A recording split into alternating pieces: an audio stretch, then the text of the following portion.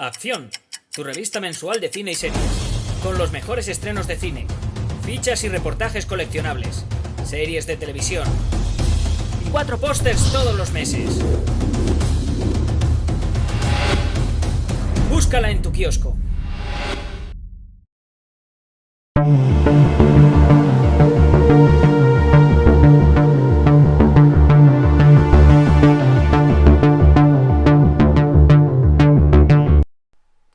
Hola, muy buenas amigos, amigas, seguidores, seguidoras del canal Acción Cine en YouTube. Aquí estamos otra vez, Jaime Vicente Echagüe, esta vez convocado por Santiago. Santiago nos ha pedido que hablemos de una película francesa de 1995, dirigida y escrita por Mathieu Kassovitz, con Vincent Cassel, Hubert Koundé, Saïf Taghmaoui, una película titulada La Haine, una película cuyo título fue correctamente traducido en nuestro país como El odio. 1.000.000 de gracias, Santiago, lo primero de todo, 1.000.000 de gracias también por tu paciencia, y no me quiero repetir con esto, pero espero que el tiempo y el dinero que has invertido te merezcan la pena con este modesto vídeo. Espero que sí, sobre todo porque supongo que El odio es para ti una película muy especial, como todas las películas que me pedís. Entiendo que significan algo especial siempre para vosotros. Y lo cierto es que esta película, pequeña en presupuestos, pero de enormes dimensiones, es, desde un punto de vista objetivo, una obra tremenda y en algunos momentos yo diría que casi inexplicable.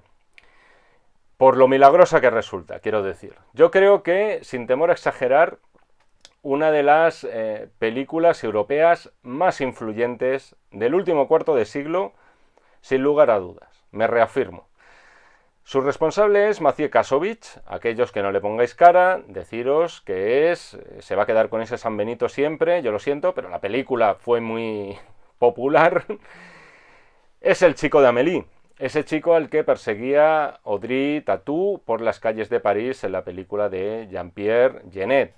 Pero unos añitos antes de aquel pelotazo, de aquel fenómeno comercial, Kassovitz ya era sobradamente conocido, y no tanto como actor, sino como director. Y fue por la película que nos ha pedido Santiago, la segunda de su filmografía, y un auténtico fenómeno de culto, triunfadora en los premios César en Francia y ganadora también de la Palma de Oro en el Festival de Cannes al mejor director para el propio Kassovitz.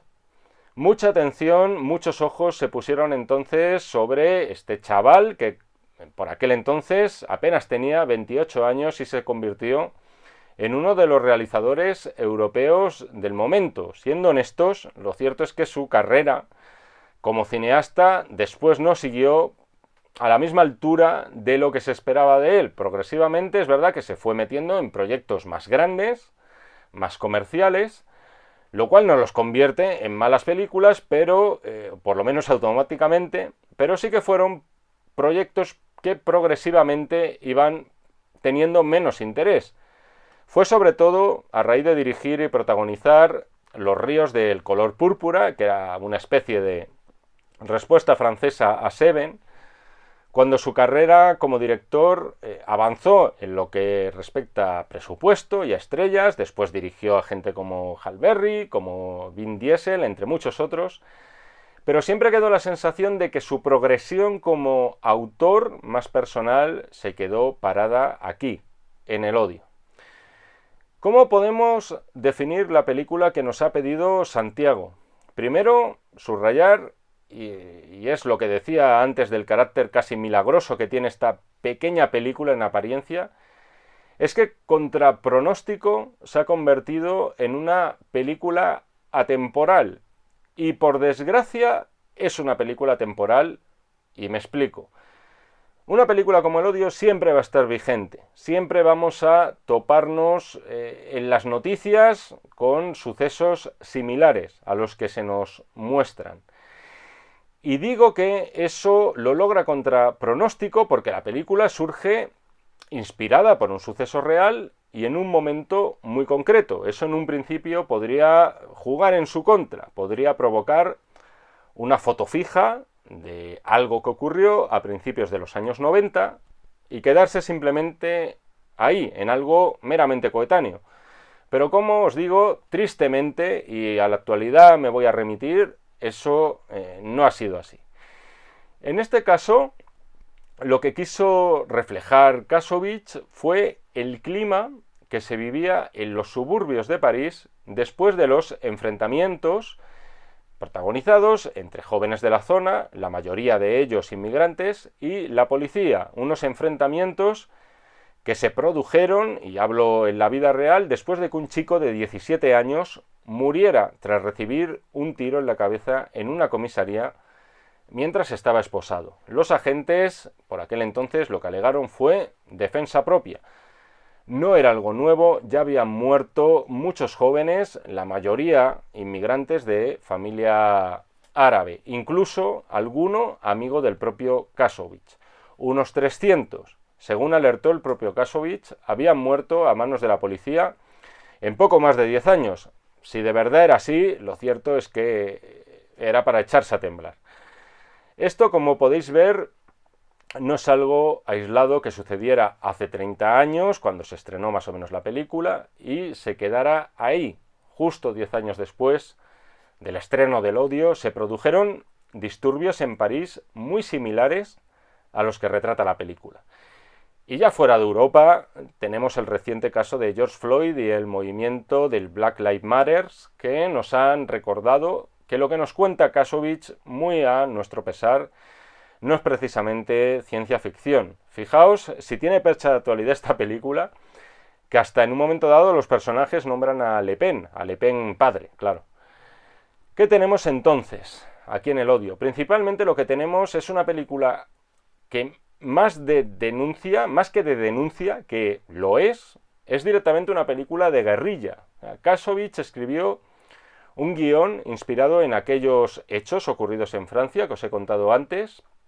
Se plantó en esos mismos suburbios que parecían zona de guerra, sacó su cámara y lo que podría haber sido un docudrama potente, hiperrealista y con un mensaje de denuncia, no se quedó solamente en eso. Hay parte de eso, de hecho la película se abre con imágenes reales de protestas en París y además está dedicada de forma muy significativa a los que murieron durante el rodaje, en referencia a que el problema y la herida continúan abiertas, pero sería muy injusto situar a La Haine como un simple docudrama. Kassovitz, muy joven, con solo una película en su currículum, demostró aquí además una madurez inmensa, impropia de alguien de su edad. De ahí lo milagroso que os decía antes del resultado final que tenemos en la película, con guiños y homenajes a sus ídolos, luego los veremos, pero también demostrando otra personalidad, una personalidad auténtica, propia, que no parecía a su vez estar inspirada en nadie, pese a contar con esos guiños de otros directores que sí que eran considerados maestros. Por eso, entre otras muchas cosas más, El Odio es una película que, opino, en ningún caso merece una calificación inferior a 4,5 estrellas. Estamos, por cierto, ante una película en blanco y negro. Aparte de que entonces fuera más económico rodar en este formato, al parecer no se debió a eso. Kassovitz rodó la película en color, pero en postproducción decidió cambiarle el tono tal cual la conocemos hoy. Y creo que eso ha sido clave también para que la película envejezca también, curiosamente. Primero, porque encaja ese blanco y negro con todo ese mundo gris y marginal de los suburbios parisinos que retrata. Y después porque tiene casi connotaciones que podríamos decir simbólicas. Todo queda reducido a dos opciones, el blanco o el negro, una etnia u otra, matar o vivir. El blanco y negro otorga más crudeza a todo lo que vemos en la película, más violencia, si queréis, y aparte a mí su uso me retrotrae a La Ley de la Calle de Coppola, otra gran película de bandas callejeras, aunque muy lejana en el fondo a lo que es el odio. No sé si Coppola, en este caso en concreto, era una de las referencias de Kasovich. De lo que no me caben, no me caben dudas ninguna, es de una referencia que creo que sí que tenía clara, y era Martin Scorsese, y no solo por la escena del espejo, que es muy explícita y que protagoniza Vincent Cassel, que remite de forma clara a Taxi Driver, y tampoco por otra en la que vemos al personaje de Hubert, el chico negro, que es boxeador aficionado, golpeando el saco a cámara lenta como si fuera Jake LaMotta. Yo lo digo más bien, aparte de todas estas referencias, por una película de Scorsese que es Malas Calles. De hecho, argumentalmente tiene algo de ese espíritu. Las andanzas de estos tres amigos que protagonizan el odio, como ocurría en Malas Calles, no tiene una dirección concreta. No estamos ante la clásica estructura de introducción, nudo y desenlace. No hay una misión que cumplir o un entuerto que desenredar. Dicho de otra forma, El odio es una película sin argumento, propiamente dicho. El odio es primero el estudio de sus personajes, la personalidad de cada uno de ellos y su postura ante el mundo. Esta falta, por cierto, de conflicto aparente en el argumento es muy arriesgada. El odio es la típica película que mucha gente despachará diciendo es que no pasa nada en hora y media. Entiendo por qué se achaca eso a una película como la que nos ocupa, pero por otro lado me parece injustísimo. Precisamente la grandeza que yo creo que tiene la GEN es la de mantenernos pendientes durante una hora y media de estos tres chavales sin ningún tipo de grandeza aparente ni de talentos aparentes. Y por encima de todo, lo que tenemos que preguntarnos, sobre todo cuando acaba una película como esta, es lo siguiente, ¿han cambiado los personajes desde que comenzó esta historia? Y lo más importante de todo, ha cambiado nuestro punto de vista sobre ellos justo al final. El odio es muy fácil de resumir, son las andanzas durante 24 horas de tres amigos, uno judío, uno negro y otro de origen marroquí.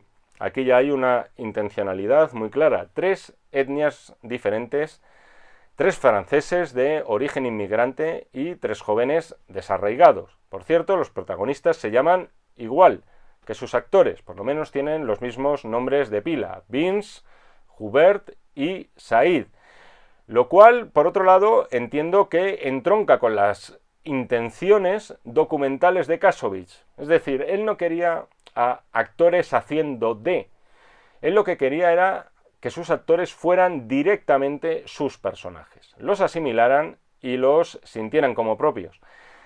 Y el resultado de todo esto es increíble, empezando por el propio Vincent Cassel, que entonces tenía 29 años, tiene más edad de la que marca su personaje, y que era un completo desconocido por aquel entonces.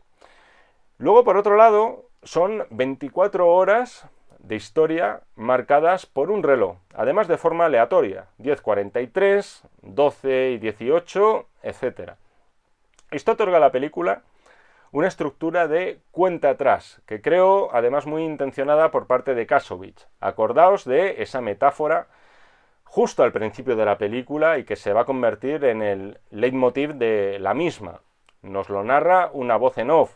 Un tipo cae desde un piso 50 de un edificio y se va diciendo a sí mismo todo el rato, todo va bien, todo va bien, todo va bien, hasta que cae. La moraleja, por tanto, es que lo importante, en este caso, nunca es la caída, sino el aterrizaje. Y eso es lo que vamos a ver en la siguiente hora y media. Una caída libre, primero de sus protagonistas, eso por descontado, pero una caída extensible al resto de nosotros y al conjunto de la sociedad. Es una metáfora, además, esta del edificio de indudable fuerza, e insisto con eso. Si todo lo que nos va a contar la película estaba vigente entonces, me temo que a día de hoy, en cuanto veáis durante 5 minutos, os basta para que os resulte tristemente familiar. Aquí hay un acontecimiento que va a marcar el día, estas 24 horas de este grupo de amigos. Un chico, que es Abdel, que tiene 17 años, detenido por la policía tras una protesta, ha sufrido una paliza prácticamente mortal en comisaría y se encuentra en un hospital en estado muy grave. A partir de ese hecho tenemos a 3 protagonistas, a estos 3 chicos, con sendas actitudes diferentes frente a lo que ha ocurrido. Repasemos. Por un lado tenemos a Vince Cassel, de ascendencia judía. Vince es directamente la agresividad, el que encarna el ojo por ojo, la venganza, y en definitiva es el que inspira el título de la película, el odio. Es el que dice hasta aquí hemos llegado y la única forma de cambiar las cosas es con una pistola en la mano, y Vince por eso mismo va a ser una bomba de relojería andante, entre otras cosas porque encontró una pistola que perdió un agente de policía durante una de las protestas. Y lo tiene clarísimo: si me cargo yo ahora un policía, vamos a equilibrar la balanza. Esa pistola cargada que decide llevar consigo a lo largo de toda la película es en realidad al final una prolongación de sí mismo y de su violencia y de la sed de venganza. En segundo lugar tenemos a Hubert, al chico negro que boxea en sus ratos libres y que además es vendedor de hachís. Para mí es el personaje clave porque de algún modo encarna nuestra mirada limpia, vamos a decir, nuestra mirada imparcial, del espectador que se pone delante de la pantalla limpio, sin prejuicios y esperando que le cuenten una historia.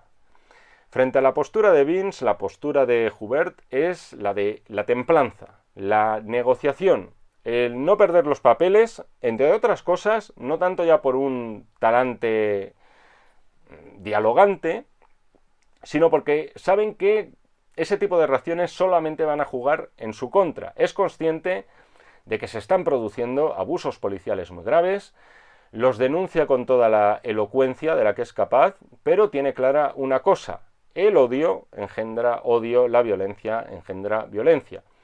La suya, por así decirlo, es una postura razonada e infinitamente más conciliadora que la de Vince, y de hecho se va a enfrentar con él por esos mismos motivos. Acordaos cómo después de un enfrentamiento que tienen con la policía, Vince apunta a un agente con su pistola, parece que está dispuesto a matarlo, y Hubert golpea al agente solo para evitar que Vince cometa el error de su vida.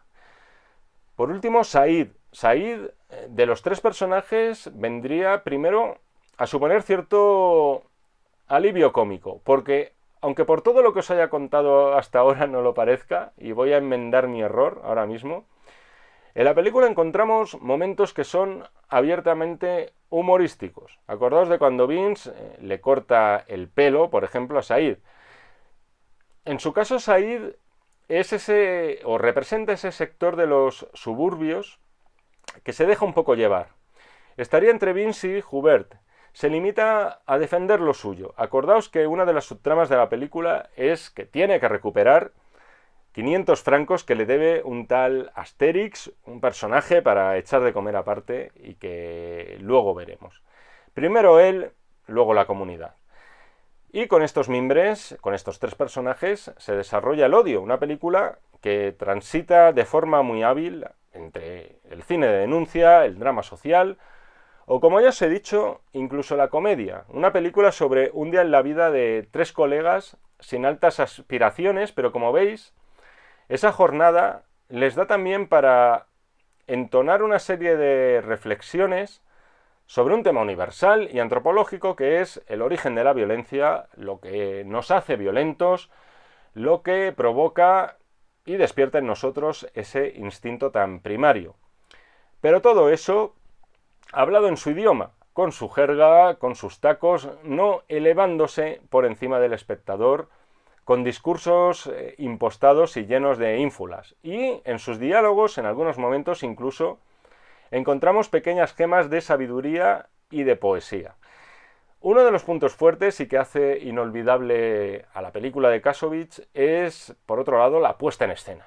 O sea, cómo retrata a los suburbios. Suburbios que no hacía falta retratarlos porque estaban allí esperando a que Kassovitz sacara su cámara.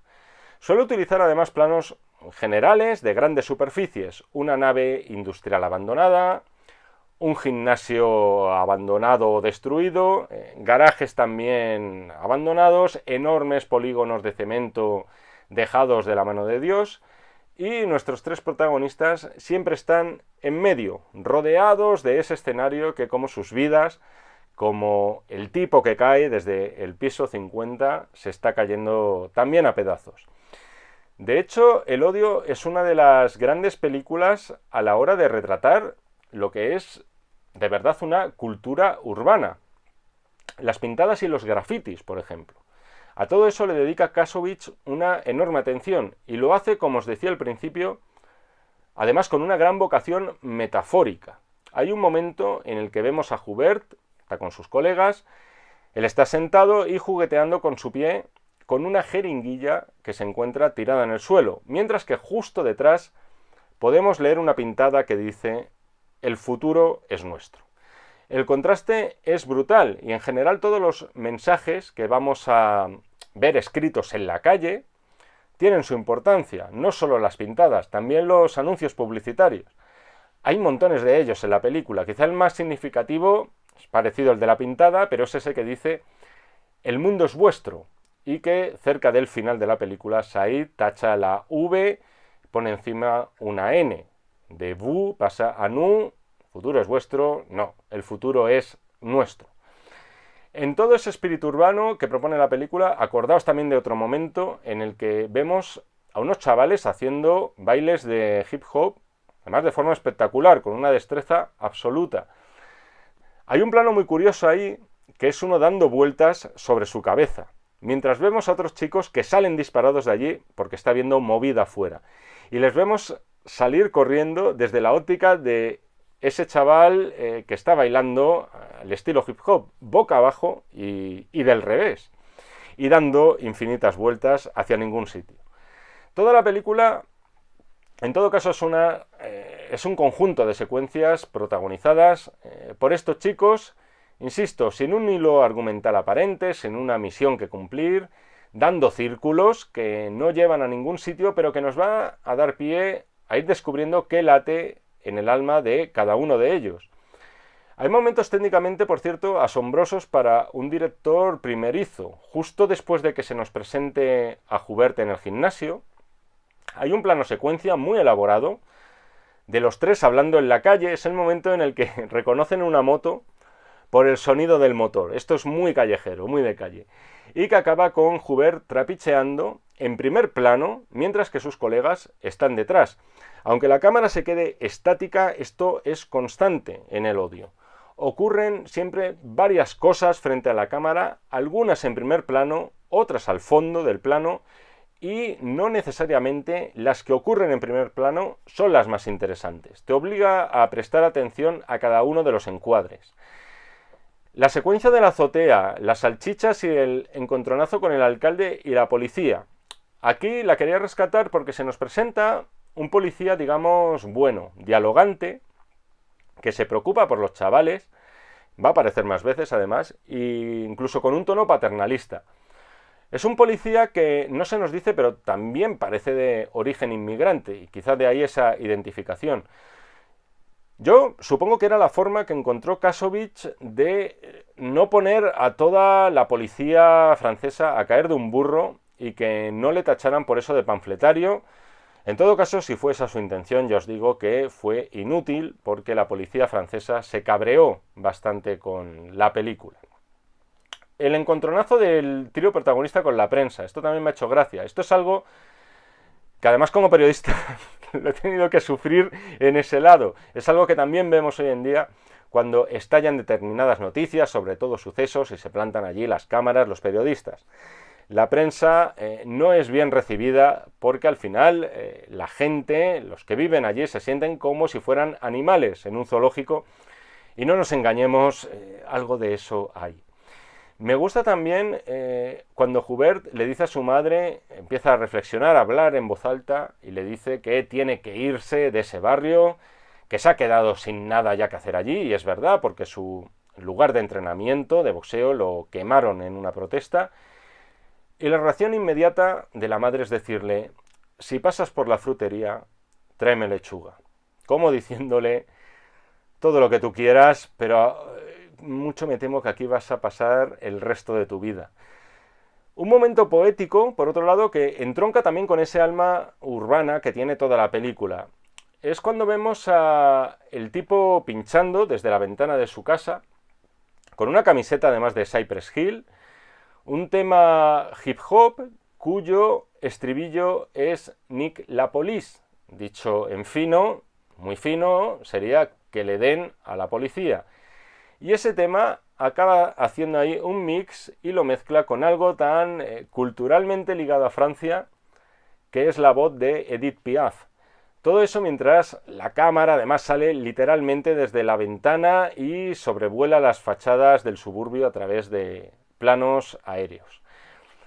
Hay un tema que hay que hablar de esta película, poco tratado, tengo que decir, no todo el mundo se moja, y es la vaca.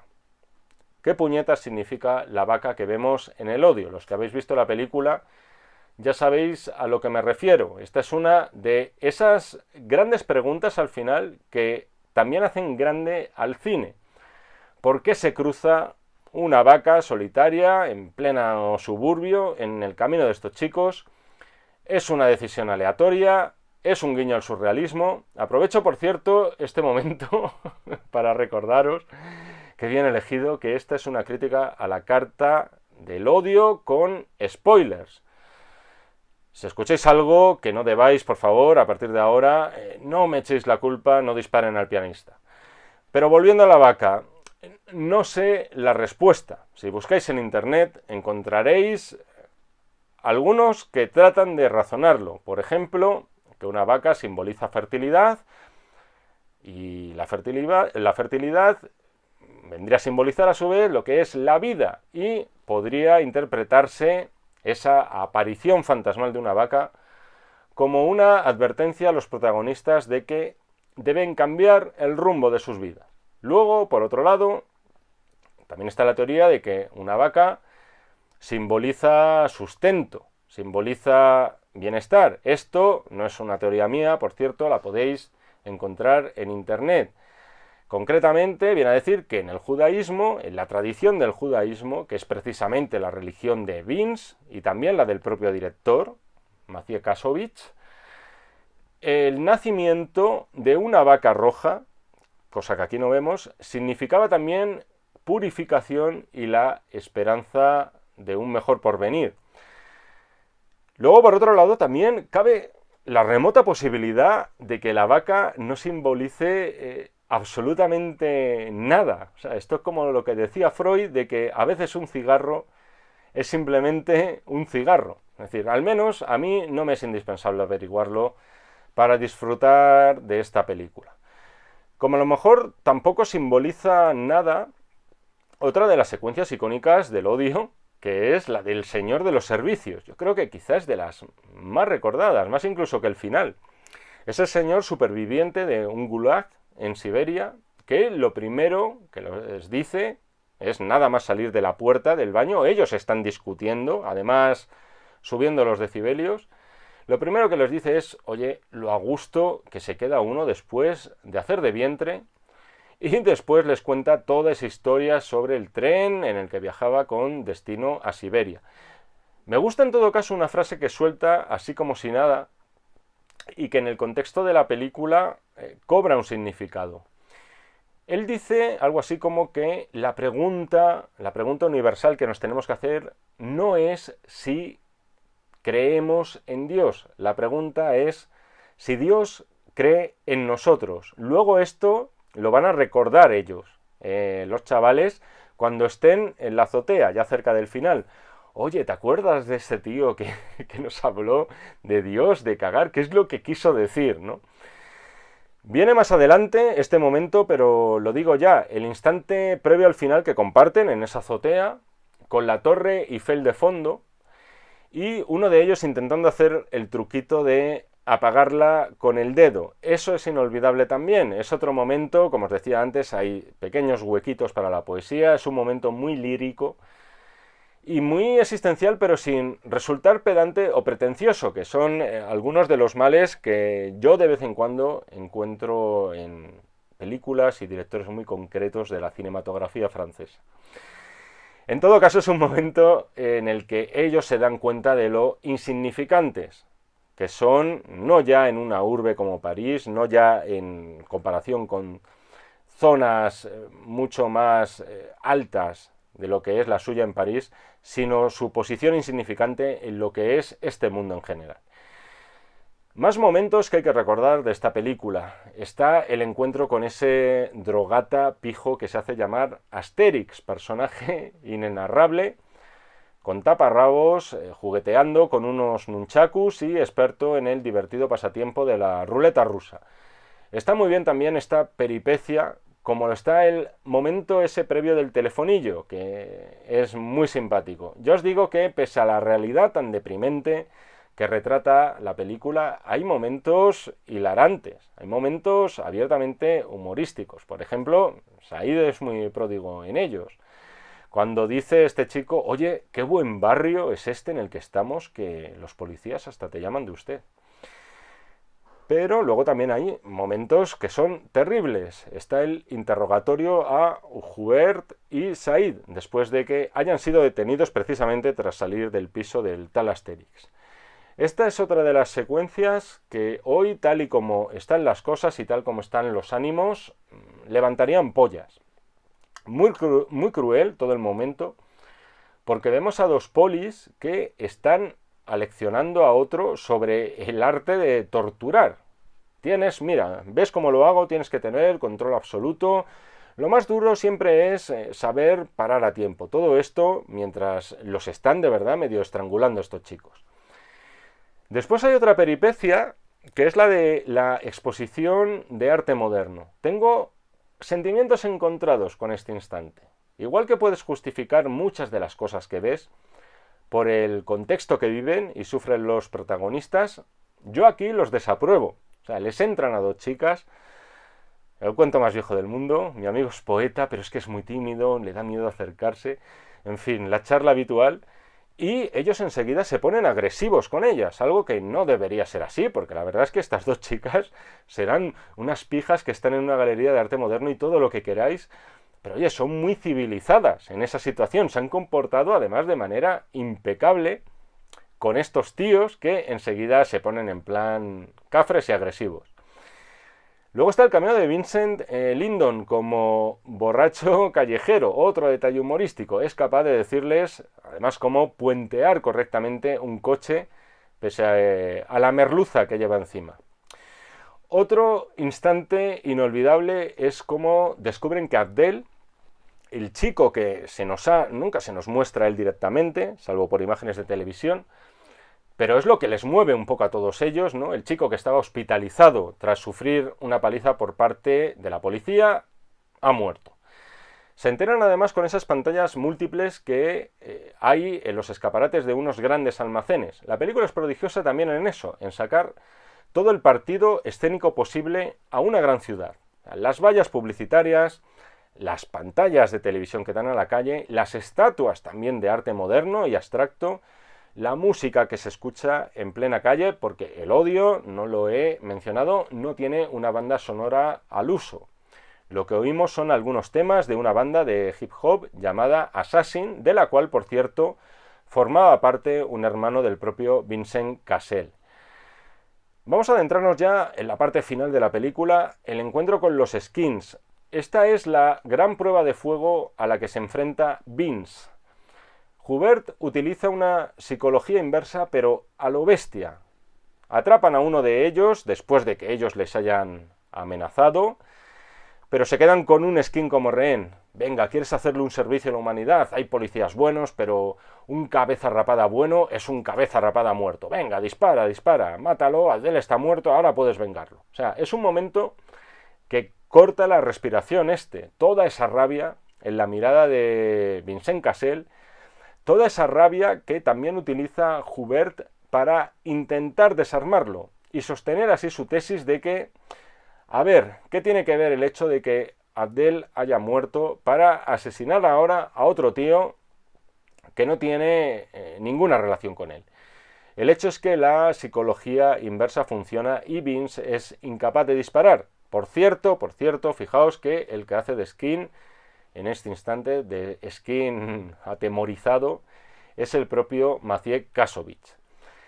Acabamos, cómo no, con el final de la película. Parece que Vince se ha redimido después de todo este encuentro. Ha sido algo catártico lo del Skin.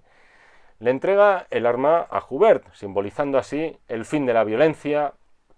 Pero no puede ser así, no puede acabar así. Pese a sus toques de humor, a su espíritu conciliador, no, el mensaje del odio es tremendamente pesimista, es desolador. Lo es desde el principio, en realidad. Por mucho que nos engañaran con estos toques de humor y con estas gamberradas de estos chicos. Lo es desde el principio con aquella historia del tío que cae desde un piso 50. El destino no es otro que acabar aplastado y acabar pulverizado. Unos policías con los que habían tenido un roce se presentan allí, detienen a Vince y Said. Una pistola se dispara sin que sepamos muy bien cómo y Vince acaba de recibir ese disparo y muere. Ahora es Hubert el que tiene la pistola que le había dado Vince y la tiene empuñada, la tiene en la mano. Ahora es él el que tiene en su mano declarar una guerra a partir de ese instante. La apunta a ese policía, el policía la apunta a él, en un momento además al más puro estilo John Woo, y la mirada de Said es reveladora. La historia es cíclica, la escribimos nosotros, seres humanos, por un lado llenos de virtudes, con respecto a otros animales, pero también con una serie de pecados originales a cuestas que los animales no tienen, y esos son la venganza y el odio. En resumen, final intensito el que me ha quedado, pero creo que merece la pena porque la conclusión del odio es precisamente uno de los finales intensos por excelencia. Y hasta aquí la crítica a la carta de la película de Maciej Kasowicz. Espero de corazón, Santiago, que la espera te haya merecido la pena y que te haya gustado esta crítica a la carta. Espero, por supuesto, que os haya gustado al resto, que os habéis animado a verla. Ya sabéis, si queréis más peticiones, solamente tenéis que echar la mirada un poquito hacia abajo, las instrucciones para contactar con el canal y pedirnos críticas a la carta de vuestras películas favoritas o de las que no os gusten nada, pero para eso estamos. Por supuesto, nos seguimos viendo en el canal de Acción Cine, si así me lo requerís, y nos seguimos leyendo en este y en todos los que están por venir de los números de la revista Acción. Muchísimas gracias y hasta otra. Acción, tu revista mensual de cine y series, con los mejores estrenos de cine, fichas y reportajes coleccionables, series de televisión y 4 pósters todos los meses. Búscala en tu kiosco.